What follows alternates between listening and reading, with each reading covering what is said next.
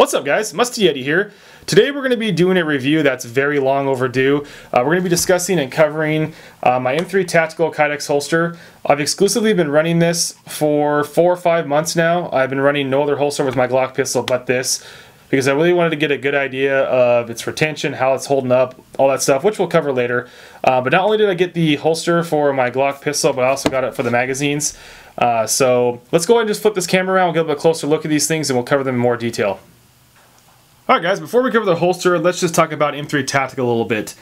They are a veteran-owned, active-duty ran business.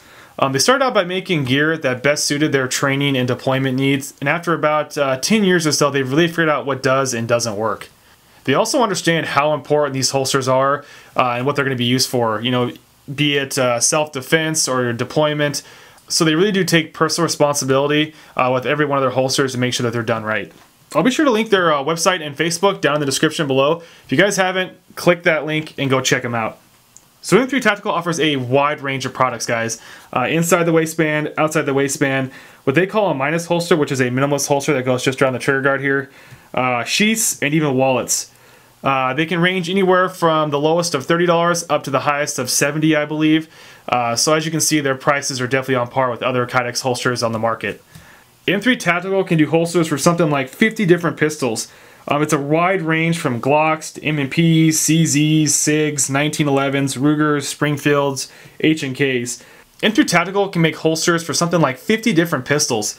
And it's a wide range of different pistols, guys, from Glocks, M&Ps, CZs, SIGs, 1911s, Rugers, Springfields, to H&Ks.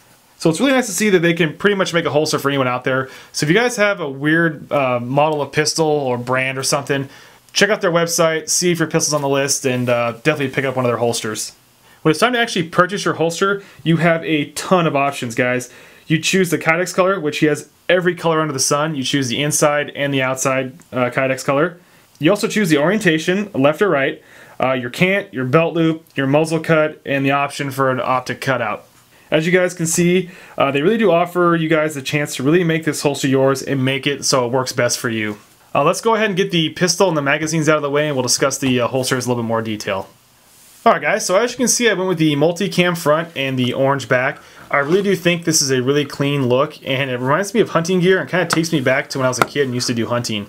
The first thing I look at when I get a Kydex holster is I look at the edges. I will say that all of the edges here are really smooth, they're evenly ground, they're not shiny, they look to be a matte finish, which is nice. I don't want a lot of glare on my holsters. But I will admit there are a couple of nicks and scratches. I think you can see one right there. But I'll say two things about that, guys. One is those nicks and scratches aren't going to affect the functionality of the holster, and B, you shouldn't be babying this thing. You should be out there testing it, running it, and as you can see, I got some nicks and scratches. It's on par for the course. You're going to have some issues with keeping this thing looking pretty if you're actually using it. But again, the most important thing is there's no burrs, no sharp spots at all that's ever going to catch your skin, your hand, or anything and cut you. So all in all, the edges are really clean. Onto the back, as you can see here, this holster does have a curve here, right here at the edge. So that's going to hug your hip a little bit better and make it a little bit more comfortable for you to carry. It is sporting a 1.5-inch belt loop. I know these are just belt loops, guys, but I'm actually really impressed with the way these things look. They look to be as though they're injection molded. So they just look really consistent and clean. I have seen other holsters that have the belt loops that are handmade, and they just look kind of crappy. The strips aren't even, they're wavy. So if these are handmade by him, kudos to him, because they are a really clean looking belt loop. Another really important thing to look at when getting a Kydex holster is to make sure that you have a nice, large, full-length channel for your front sight post here. Especially for me with my Glock 23 here, where I have suppressor night sights. This front sight post is sitting a little bit taller than your standard front sight. So if I don't have a full-length front sight post channel, my front sight post has a chance of catching somewhere and breaking either the holster or breaking off the pistol. So M3 Tactical has definitely done the right thing here. They've extended the channel the whole length of the holster, and it's large enough where you're not going to, you can't see it ever, you're not going to have any issues at all with your front sight post catching. Aesthetics are the next thing I look at. Now these aren't really that important. They don't affect the functionality of the holster at all. But what I look at here is that the screws and rivets are all equal distance from the edge and from each other. So as you can see here, they appear to be equal length of distance apart from each other, but there is a slight difference in gap here between the edge and the rivets and the screws. And the same goes for this end. Now guys, keep in mind that has absolutely nothing to do with the functionality of the holster itself. Another thing to notice is some holsters have Allen screws. This has Phillips, and like I said in my last Kydex holster video review, is I prefer the Phillips head screws because it's something that I can tighten if I need to on the spot. If I'm out shooting and it's loose, I can take just a shell if I have to and tighten it down, whereas with an Allen screw I can't really do that. So like I said before, that can tighten down if your belt loops come loose, and easy to do on the field. Next, and the most important thing is the retention of the holster itself. Alright, the retention on this holster I absolutely love. When I take my Glock 23 and insert it, you get that nice verbal snap, pop, whatever you want to call it, to let you know that your pistol has been properly holstered, so you don't need to look down. If you hear that pop, you know you're good. It's definitely not too tight or too loose. I actually can't say that I feel like this is the perfect amount of retention for this pistol. There's no way that this sucker is coming out. Trust me, like I said, I've rocked. I'm not sure what's actually shaking there.